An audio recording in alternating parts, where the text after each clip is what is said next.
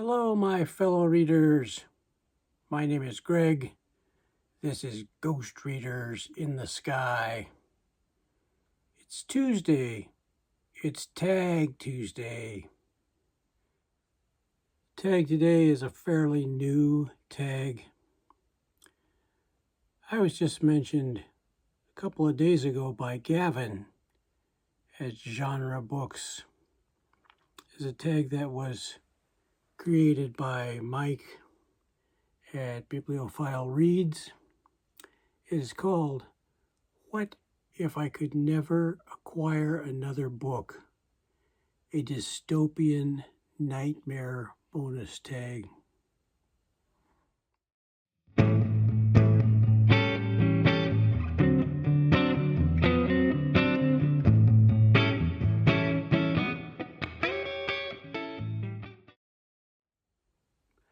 I think that this prompt is assuming that you don't purchase any more books. I know a lot of readers prefer to purchase books rather than borrow them. I am big on borrowing,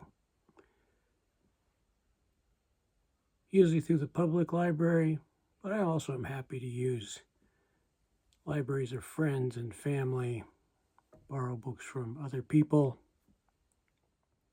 I absolutely believe that reading is essential and that books are essential, but owning books is optional. But what I am going to do for this tag, just so I can match what I think other people are doing, is I will say, what if I can't get anything new to read, that I just have access to what I already have on my shelves? So no public libraries, no friends' libraries, no ebooks to borrow, and of course no purchasing. I think that's fair. So based on what I already own today, that's the way I'm going to answer these questions. So again, prompt number 1, if you could never acquire another book again, how long do you think your current library would last you? The scenario I'm thinking about is if I lived in a cabin, the hills, completely off-grid, chose not to have internet. So the only books I have are what I brought with me. And I'm assuming I brought everything on my shelves, on this shelf and that shelf and the other one over there that you can't see. So it's a few hundred books. And I am a big rereader. So if we count rereading, and I think we should, I will never run out of books, because I can read a book 2 times, 3 times, 7 times, a dozen times. It doesn't matter. I believe that every time a reader goes back to a book, it is a new book. The reader has changed. The environment has changed.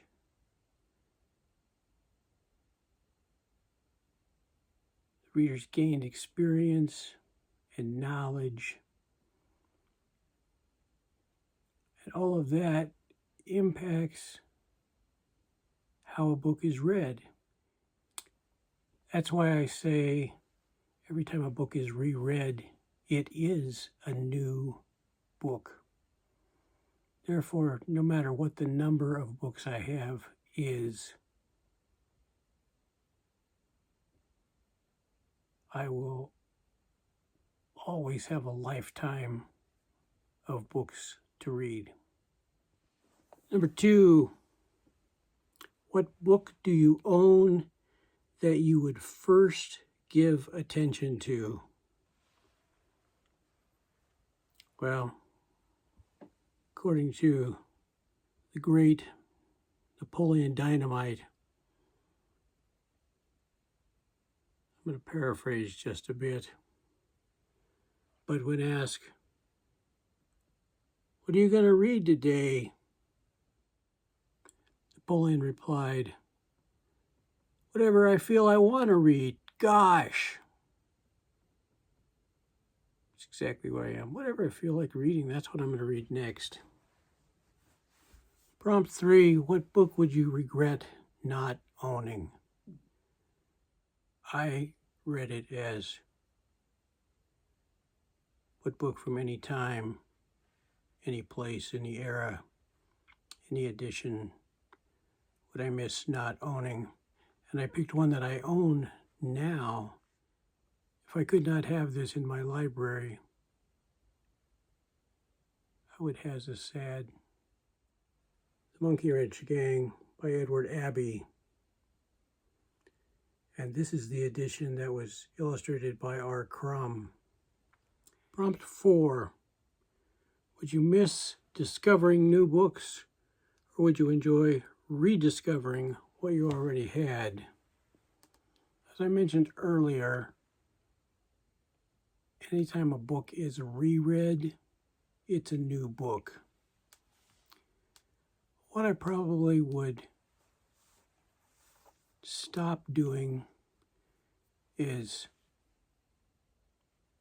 doing anything to search for new books, whether that's new releases or books that are new to me. I would minimize BookTube. I would minimize book club type discussions. I would not read book sections of newspapers or journals or magazines. Number 5, how would you handle seeing people talk about amazing new books you couldn't get? I think I would miss just the possibility of reading new books. When you can acquire new books, whether you do it or not, that possibility is there. And when you take that away, it leaves it does leave a hole. And the easiest way to avoid that is just to not pay attention to new releases or pay attention to books I haven't read. And again, just focus on what I already have. Number 6, would bookstores still be enjoyable if you couldn't buy anything? Now, I don't think there'd be any point in going to bookstores or libraries or other places that have books that I can't read. Because I'm assuming part of not acquiring new books means not reading anything new either. So to stay with the spirit of the prompt, I don't think I could go to a library and just read a book at the library without checking it out, without taking it home. I don't think that's what the prompt means, and so therefore I would not go to bookstores or libraries. All right, there's the tag. Thanks to Mike at Bibliophile Reads for creating this tag. Thanks to Gavin at Genre Books for doing this tag and calling me out so I would do it as well. Until next time, my name is Greg, and this is Ghost Readers in the Sky. Yippee-yi-yi, yippee-yi-oh.